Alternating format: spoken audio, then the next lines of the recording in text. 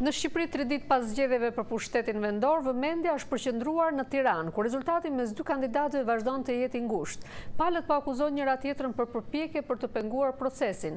Ndërkohë, presidenti Bamir Topi, duke bërë një vlerësim të procesit, tha sot se çdo vonesë, pengesë apo alibi për të zgjatur mbylljen e procesit të numërimit është e dëmshme për integritetin e të gjithë procesit. Nga Brukseli edhe zëdhënësja e Komisionit Evropian Natasha Butler u shpreh se raporti përfundimtar i vlerësimit të zgjedhjeve do të varet dhe nga faza e numërimit dhe ajo e trajtimit të ankesave. Të ndjekim për hollësi korespondentin e Zërit Amerikës në Tiranë, Armand Mero. Tani më ka mbetur pa përfunduar numërimi vetëm për 4 bashki: Tiranën, Durrësin, Elbasanin dhe Shkodrën.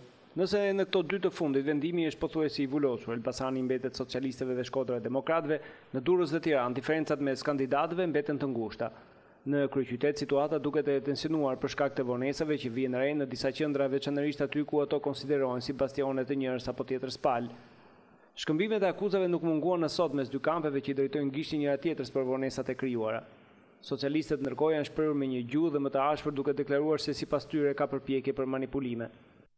Nëse 2 vjet më parë arritën ta vjedhin votën e qytetarëve, këtë herë as ja dolën dhe as do t'ja dalin të cënojnë një vot të vetme që qytetarët kanë adresuar brenda në kuti si shprehje të vullnetit tyre sovran. Nga ana tjetër, rivali i Zotit Rama, kandidati demokrat Lulzim Basha, bëri thirrje për një numërim të qetë duke u shprehur i sigurt në fitoren e tij. Megjithse tendenca e rezultatit shkon në drejtimin ton dhe unë betem i sigurt në fitore, asnjë kandidat nuk duhet paragjykoj votën pa u dëgjuar zëri i çdo qytetari që ka votuar. Por me siguri për fitore foli dhe Zoti Rama.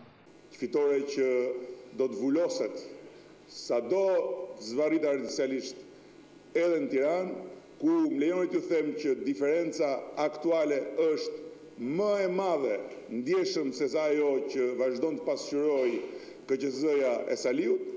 Problemet e shfaqura në procesin e numërimit rrezikojnë të jenë me pasoja në vlerësimin përfundimtar të Odirit. Edhe presidenti Bamir Topi tha sot se çdo vonesë, pengesë apo alibi për të zgjatur mbylljen e procesit të numërimit tërësor të votave është e dëmshme për integritetin e tërë procesit dhe frymën kushtetuese të shpresës së sovranitetit të popullit.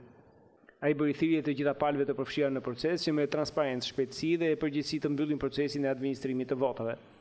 Në vlerësimin e kreut të shtetit, zgjedhjet e 8 majit kishin shënuar progres në standardet për zgjedhje të lira dhe demokratike.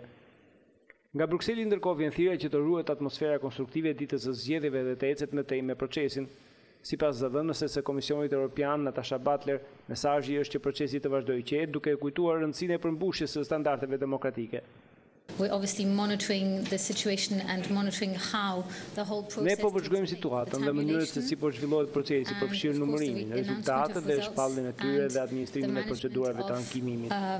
Potential complaints. Për Zërin e Amerikës, Armand Mero, Tiranë.